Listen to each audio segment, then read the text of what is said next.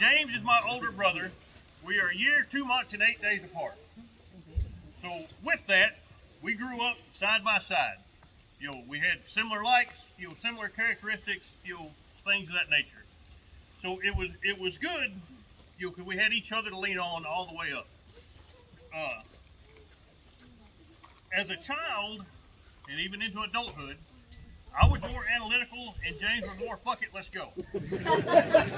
and I tell you that to say, that's not something he learned as an adult. That is something that came from childhood up. If we were planning to go, whatever, shoot bottle rockets at the neighbors, and I say, well, maybe they'll see us. Fuck it, let's go. It was all that stuff all the way through childhood, into adult life. We started out on, bicycles, moved into motorcycles, BB guns turned into real guns. That has been part of what we were woven through.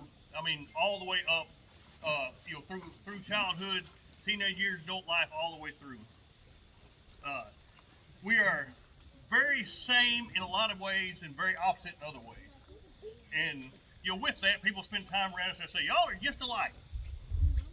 Along the way, probably in our teenage years, James didn't want to, be tied together. So he came up with, I'm the smart, good-looking one.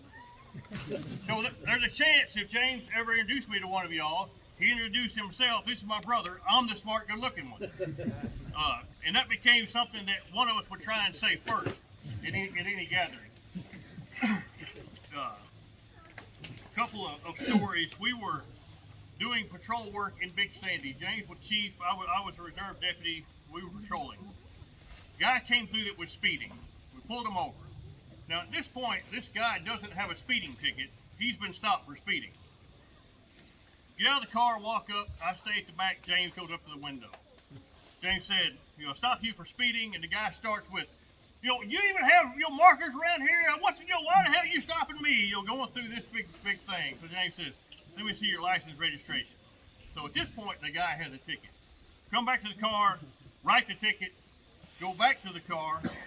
James says he just signed here. I ain't signing that. Why? I ain't signing that. James has been calm all the way up to here. Then James says, you sign the fucking ticket, I'll take your ass to jail. pretty much just like that.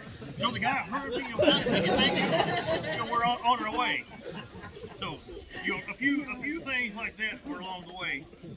Most recently, at the NRA show, we're standing around talking, Nate, Joey, maybe another couple other people in there, just waiting for the show to start. Some guy walks up to James, sticks his hand out. James shakes his hand, how you doing? And the guy's standing there, for a second, and then he says, I always wanted to know why bald guys grow beards. And James says, you need to get the fuck away from me before I punch you in the damn mouth. and the guy said, I'm just trying to say hi. Look, I already shook your hand and said hi, now get the fuck away from me. About a year ago, I was on the way to the airport with a coworker, and my car broke down.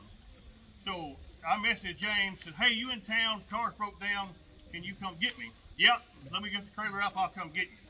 And about 3 minutes later, he says, how about I just bring you a car and you go on to the airport? It's okay, even better. So James shows up with a car, we unload the car, load mine on it, me and my coworker head off to the airport. And my coworker says, who the hell does that? And I said, what? James, he does shit. And stuff happens. Now, I say that to say, there's probably, a bunch of people that can say, James came and helped me. James did this for me. James did that for me. He was a very giving individual of material things and time and knowledge.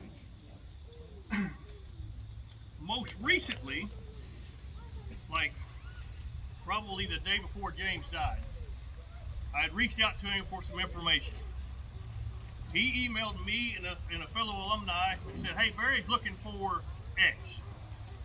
The alumni replies to James only and says, yeah, Barry, I can help you, call me at this. So James replies to, forwards the email copying me and says, you have to reply all, dipshit. So that kind of leads into what I want to say for all of us to take from this. James lived life every day. He had an end date posted out there, but he did not stop moving forward. I don't give a shit what you got going on in your life. You have no excuse to lay down and die. Fuck it, keep moving forward. All I got. Y'all be safe. Yeah.